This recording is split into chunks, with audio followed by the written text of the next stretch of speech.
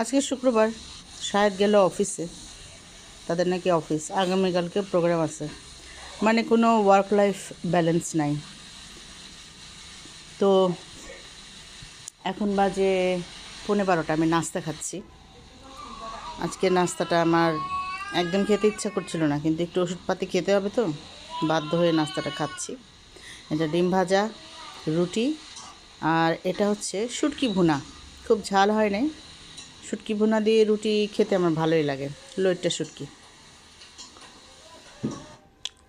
শব্দটা হচ্ছে আমার ঘরে টিভি চলছে, একটা গ্রামীণ পরিবেশ দিয়ে টিভিটা চলছে, রান্নার ভিডিও দেখাচ্ছে।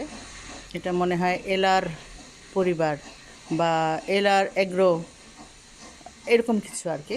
আমার ভাল লাগে, এটা আমি দেখি, ভালোই লাগে। বিড়ালগুলা দেখেন কি সুন্দর করে বসে আছে চুলার একদম ধারে।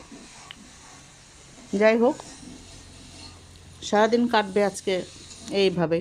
ছুটির দিনেও মানুষ অফিস করে, কি আর করা যাবে। এই হচ্ছে রুটি, রুটি দিয়ে শুটকি ভর্তা আর ডিম দিয়ে আজকে আমার নাস্তা।